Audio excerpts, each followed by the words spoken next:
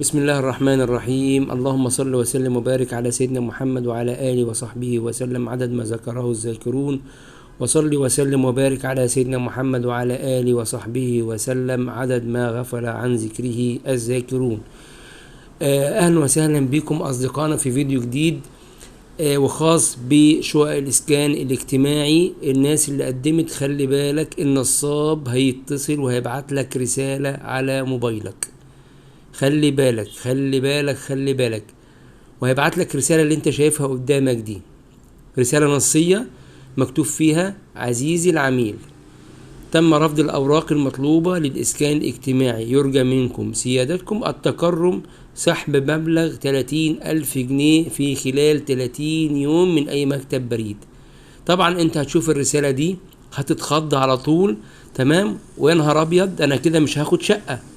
اول حاجه هتعملها هتبص على الرقم اللي بعت لك الرساله وهتروح متصل بيه اوتوماتيك، تمام؟ هو طبعا هيكون مستنيك بالدباجه اللي هو عارفها وحافظها صم ومذاكرها كويس، اللي هي بالتالي انا هقدر اساعدك في ان انت تاخد الشقه اللي انت اتمنعت منها. ولو تكرمت ابعت لي فلوس كذا كذا، انا هاخد منك كذا كذا كذا كذا، المبلغ اللي هيقول لك عليه. طبعا حضرتك اوتوماتيك هتروح باعت له الفلوس عشان تضمن ان انت هتاخد شقه. احب اقول لك ان دوت نصاب ونصاب غبي، تمام؟ فاحنا يا ريت ما نديش فرصه لحد يضحك علينا. اول حاجه الرساله كلها اخطاء املائيه، دي اول حاجه. تاني حاجه الرساله جايه من رقم عادي جدا 010 زي ما حضرتك شايف، او 012 او 11 او 15 او ايا كان، تمام؟ الرسالة دي حضرتك لما بتجيلك من جهة رسمية بيكون موجود مكان الرقم ده اسم الجهة دي، تمام؟ وحتى وإن كان برضو جاتلك رسالة، لو تكرمت ما تعملش، خش على الموقع بتاع اللي حضرتك قدمت عليه، وطبعا هتلاقي اللينكات مفتوحة قدامك، وهتلاقي لينك الاستعلام عن النتيجة، بس ده طبعا بعد ما يخلص التقديم نهائي وبعد فترة مش أقل من 6 شهور، تمام كده حضرتك؟ وانا هوريك دلوقتي الكلام اللي انا بقول لك عليه دوت هيتم ازاي. طيب هنيجي دي كده، احنا عرفنا شكل الرساله اللي ممكن تجي لك او ممكن تجي لك باي طريقه اخرى، تمام؟ فلو تكرمت ما تتخضش، تمام؟ وما تنساقش ورا الرساله، تمام؟ وخليك خد وقت في التفكير وشوف الطرق السليمه اللي انت تتاكد بيها من المعلومه اللي جات لك دي، لان ده نصاب رسمي. وهوريك برضو بعض رسائل النصب اللي جات عندي قبل كده، تمام؟ وهوريك اشكالها بتبقى عامله ازاي. طيب انا دلوقتي لو جات لي الرساله دي، انا عندي هنا اهو، هنا موعد ظهور نتيجه التقديم، دوت كلام نازل على الصفحه بتاعه الاسكان الاجتماعي، وممكن تخش تتاكد من كلامي. موعد ظهور نتيجه التقديم في شقق سكن مصر كل المصريين وطريقه الحصول عليه. قالت مي عبد الحميد رئيس التنفيذي لصندوق الاسكان الاجتماعي انه سيتم الاعلان عن نتيجه التقديم بعد اسبوعين من انتهاء الحجز بالكامل، حيث سيتم تحديد اولويات الحجز لكل المتقدمين، حيث تكون خلال اول اسبوع من شهر فبراير. واضافت مي عبد الحميد انه سيتم تحديد فتره خاصه لتظلم المتقدمين. يعني انت حضرتك لو في نهايه في الفتره اللي هم قالوا عليها بتاعت شهر فبراير ورقك مش مستوفي، هيبعتولك، هتعمل تظلم وهتقدم الحاجه اللي هيطلبوها منك، تمام كده؟ او استكمال اي اوراق او اي بيانات غير مكتمله. طب هعرف النتيجه ازاي؟ هتجيلك رساله نصيه، وهوريك شكل الرساله النصيه تبقى عامله ازاي. خليك معايا لحد اخر الفيديو. هتجيلك رساله نصيه عبر رقم التليفون المسجل على الموقع الالكتروني اللي انت مقدم بيه، الرقم اللي انت مقدم بيه هتجيلك رساله عليه. وفي حاله عدم وصول الرساله يمكن الاستعلام عن نتيجه الفرز والفحص من خلال وسيلتين. الاولى من خلال اللينك اللي قدامك ده، تخش على اللينك ده، يعني ما تسلمش نفسك لحد، اللينك هو قدامك كامل، حيث يقوم الحاجز بادخال رقمه القومي والضغط على نتيجة الفرز لمعرفة موقفه الذي ينحصر بين 3 احتمالات: أولها منطبق إن شاء الله بإذن الله، وثانيها غير منطبق وهيتم توضيح أسباب عدم الانطباق. أما الحالة الثالثة وهي الرقم غير مسجل، وذلك للمواطنين الجاري الانتهاء من فحص وفرز ملفاتهم.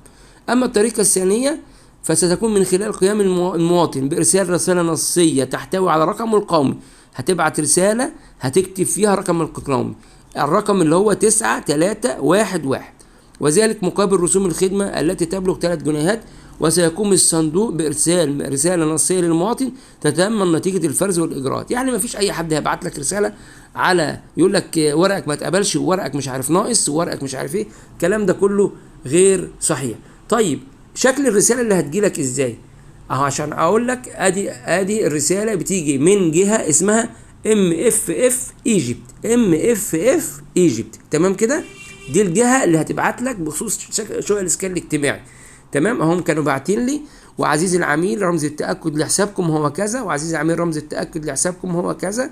تمام، من MFF Egypt. يعني اهو الكلمة دي النصاب حاطط مكانها رقم. تمام، او هو ممكن يعمل ايه؟ يسجل اسمه على التروكلر بطريقة معينة، ممكن يسجل نفسه صندوق الاسكان الاجتماعي، ممكن يسجل نفسه مش عارف ايه البنك مش عارف كده. تمام، انما حضرتك انا قلت لك على الثلاث وسائل اللي انت، او على الوسيله اللي انت هتطمن بيها على الموضوع بتاع الشقه بتاعتك وما تخليش حد ينصب عليه. طيب عندنا بعد كده ايه تاني؟ هوريك شكل الرسائل النصيه اللي ممكن تيجي من النصابين وجات لي في الفتره الاخيره. اول واحده هو واحد باعت لي من رقم 010 زي ما حضرتك شايف فوق، بيقول لي: تم تعطيل فيزا البريد المصري لعدم تنشيط البيانات للمساعده في 4، كلها اخطاء املائيه، وانا اصلا ما عنديش حاجه في البريد المصري. تمام، عشان اوريك بس ان ده نصاب. الرساله الثانيه واحد بعت لي رساله من 012 بيقول لي: يا محمد تعالى عمك لقى تماثيل ذهب وتماثيل حجاره وصندوقين، شوف مشتري. طبعا انا مش محمد، واخد بالك، ولا اعرف حد شغال في القصه دي. تمام، وملناش علاقه بالقصه دي اصلا، ده نصاب عشان يجر رجلي، عشان انا لو انا طماع هتصل بيه واقول له ايه الموضوع وايه الحكايه، ويبتدي يجر رجلي في النصبايه اللي هو عايز يعملها.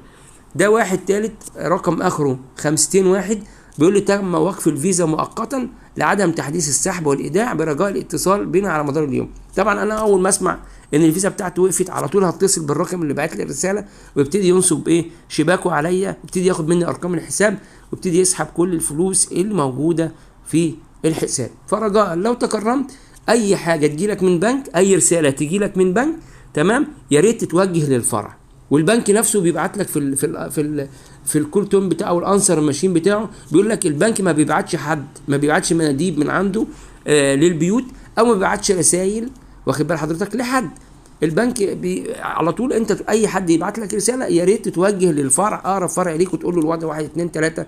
ده كمان الجديد بيتصل بيك يقول لك احنا من وزاره الاتصالات وعايزين، ويبتدي عاوز يخش على حساباتك عن طريق رقم التليفون الارضي بتاعك، يبتدي يبعت لك كود وانت تقول له الكود اللي جالك. مجرد ما تقول له الكود اللي جالك يبتدي يخش على تليفونك ويبتدي يشتغل زي ما هو عايز على الموبايل بتاعك. فرجاء لو تكرمت ارجو الحذر الحذر الحذر في جهات رسميه بتتعامل معاها. زي ما قلت لك اهو الرساله هتجيلك من MFF Egypt، ده الموقع بتاع اللي هو الشؤون الاسكان الاجتماعي. وحتى لو هو النصاب فلح ان هو يسجل اسمه على التروكلر باسم MFF Egypt، تمام، يا ريت برضو تتحرى الدقه من الصفحه نفسها بتاعت الاسكان الاجتماعي، متاحه على جوجل، تمام، ومتاحه تخش جوه هتلاقي الايقونات ان انت عاوز تستفسر، عاوز تقدم تظلم، عاوز تعدل في ورقك، عايز تستفسر على اي حاجه، فده كله متاح على الصفحه بتاعت صندوق الاسكان الاجتماعي.